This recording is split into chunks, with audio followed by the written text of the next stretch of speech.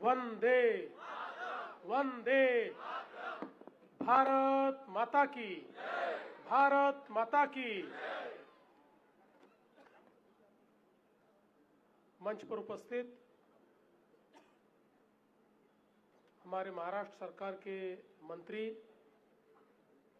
सम्माननीय नीतेश राणे जी, हमारे जनप्रिय विधायक प्रवीण दटके जी, कृष्णा खोपड़े जी,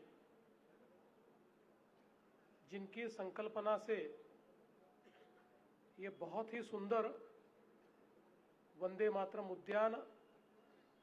तैयार हुआ और उसका लोकार्पण हुआ, ऐसे नागपुर शहर के पूर्व महापौर श्री दयाशंकर तिवारी जी, अनिल सोले जी, गिरीश व्यास जी, पूर्व विधायक विकास कुंभारे जी, अर्चना तय डेहनकर, राजेश बागड़ी जी, डॉक्टर रामस्वामी, अभिजीत चौधरी, किशोर तावड़े, वसुमना पंत, श्रीमती वैष्णवी बी, मंचासीन सभी महानुभाव और यहाँ पर उपस्थित सभी बहनों और भाइयों, आज हम सभी के लिए ये बहुत ही गौरव की बात है कि वंदे मातरम जो भारत की आजादी का प्रेरणा गीत रहा, भारत की क्रांति का मंत्र रहा, ऐसे वंदे मातरम को जब 150 साल पूरे हो रहे हैं, ऐसे समय हमारे नागपुर शहर में एक बहुत ही सुंदर वंदे मातरम उद्यान का लोकार्पण हो रहा है। मैं भाई दयाशंकर तिवारी जी को और हमारी महानगर पालिका को बहुत बहुत धन्यवाद देता हूं। हम सभी लोग जानते हैं कि जिस समय बंकिम दा ने वंदे मातरम लिखा और उसके बाद धीरे धीरे आजादी के जो दीवाने थे उनके लिए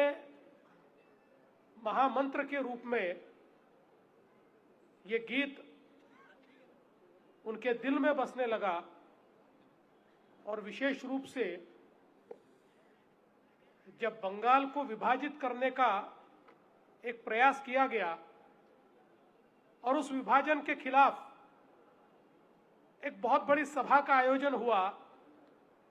हजारों हजारों लोग उस सभा में उपस्थित थे, वक्ता अभी आने बाकी थे और ऐसे में 30-40 हजार लोगों में से किसी एक व्यक्ति ने वंदे मातरम का जयघोष दिया और धीरे धीरे 30-40 हजार लोग वंदे मातरम कहने लगे और उसके बाद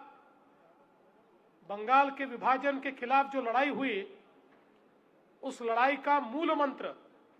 ये वंदे मातरम का गीत बना, वंदे मातरम का नारा बना, वंदे मातरम का उद्घोष बना। हम सभी लोग जानते हैं कि वंदे मातरम की प्रेरणा ऐसी थी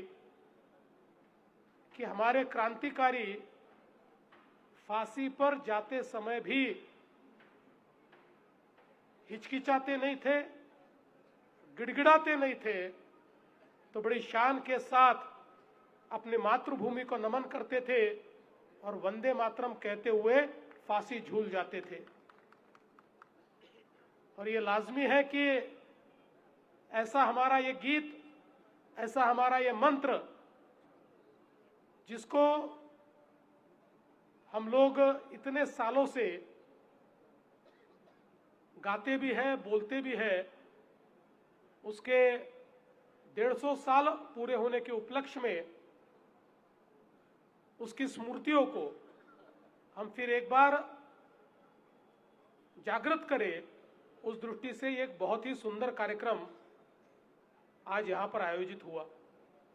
और दयाशंकर जी ने वंदे मातरम उद्यान को एक प्रकार से प्रेरणा उद्यान में परिवर्तित किया है। परमवीर चक्र जो हमारे भारत का सर्वोच्च सैनिकी सम्मान है, उस सम्मान को प्राप्त करने वाले कुछ शहीद और कुछ अभी भी कार्यरत ऐसे लोग, हमारे सैनिक, हमारे अधिकारी, इनको समर्पित इस प्रकार से यहां पर परमवीर चक्र प्राप्त करने वाले हमारे सभी सैनिकों का म्यूरल और उनके शौर्य की गाथा ये भी हमको पढ़ने को मिलती है। और ये बात सही है कि हमारी सेनाओं ने जिस प्रकार से हमारे देश को महफूज रखा है, -30 डिग्री, -40 डिग्री ऐसे टेम्परेचर में भी, इतनी ठंड में भी काम करने वाली हमारी सेना, लड़ने वाली हमारी सेना अपनी जान की परवाह किए बिना हमारे देश को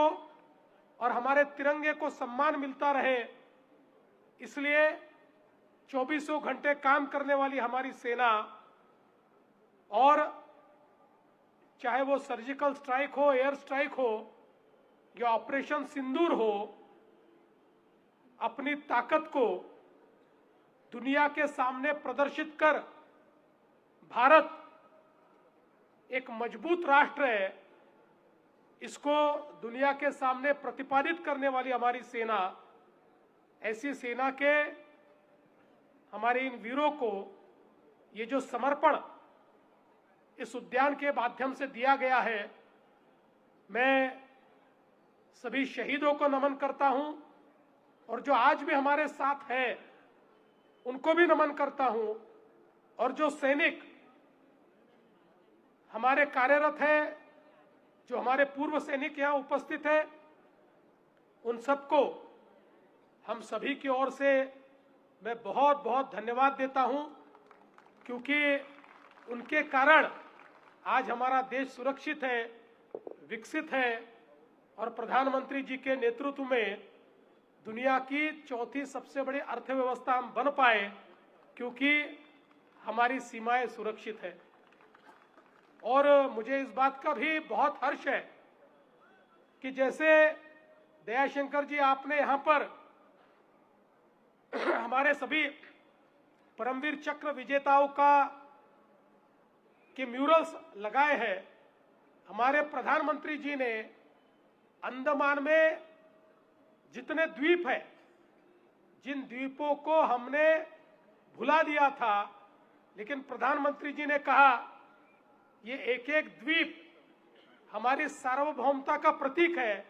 ये भारत की भूमि है, ये केवल द्वीप नहीं है, इस द्वीप के अंतिम छोर तक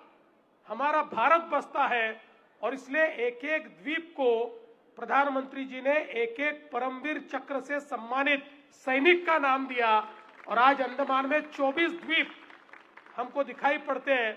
जिनको हमारे परमवीर चक्र विजेताओं का नाम है, और एक बड़ा द्वीप सुभाष चंद्र बोस जी के नाम से भी हमको वहां पर दिखाई पड़ता है। मैं ऐसा मानता हूं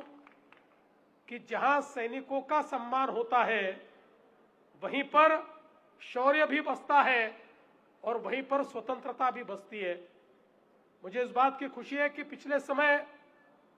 मुख्यमंत्री के रूप में जब काम करने का मुझे अवसर मिला तो मुझे ध्यान में आया कि हमारे सैनिक जो शहीद होते हैं उनको केंद्र सरकार तो मदद करती थी, पर हमारी राज्य की सरकार मात्र 3 लाख रुपया देती थी।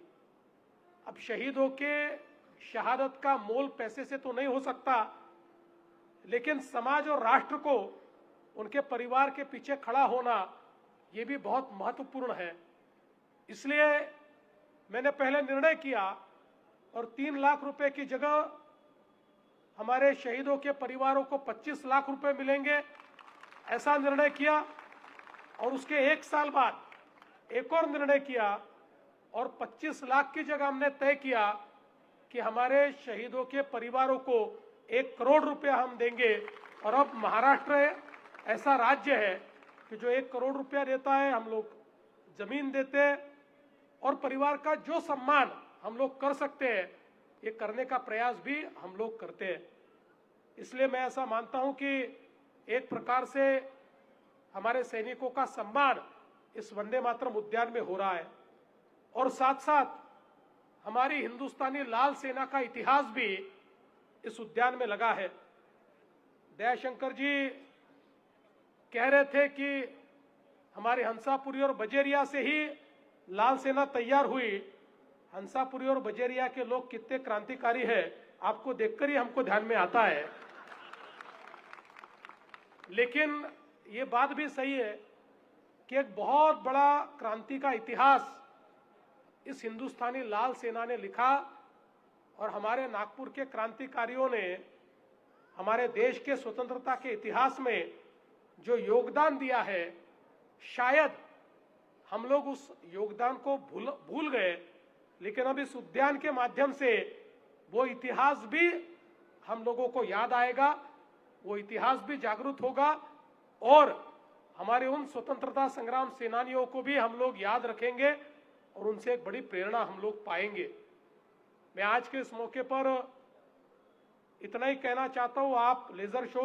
करना चाहते हैं और भी कई चीजें करना चाहते हैं, निश्चित रूप से उसके लिए जो भी आपको रिसोर्सेस लगेंगे हम लोग उसको आपको उपलब्ध कराएंगे। और मैं आपसे निवेदन करना चाहता हूँ, लेजर शो पुराना हो गया, अब आप इसको प्रोजेक्शन मैपिंग, ये जो नई टेक्नोलॉजी है उस टेक्नोलॉजी का आप उपयोग करिए और उसके लिए जो भी आपको निधि की आवश्यकता होगी वो निश्चित रूप से आपको देने का काम हम करेंगे। और बाकी भी आपने जो यहाँ पर अलग अलग प्रकार के सपने संजोए हैं उसको भी पूरा करने का प्रयास हम लोग मिलकर करेंगे। आज इस उद्यान के साथ साथ हम लोग ये कहते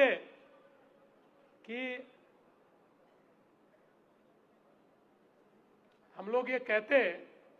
कि विकास भी और विरासत भी, ये उद्यान हमारी विरासत है और आज निर्माण होने वाला मछली मार्केट ये हमारे विकास का प्रतीक है। एक बहुत ही आधुनिक, जैसे हमारा शहर आधुनिक हो रहा है, हमारे सबके नेता माननीय गडकरी जी ये हमेशा कहते हैं कि हमारे शहर में मच्छी मार्केट, मटन मार्केट ये आधुनिक होने चाहिए। वैसे गडकरी जी पूरे शाकाहारी है, लेकिन फिर भी हमेशा उनका आग्रह होता है कि बहुत ही अच्छे तरीके से हम लोग ये व्यवस्थाएं करें, क्योंकि हम लोग देखते हैं जिस प्रकार की अव्यवस्था,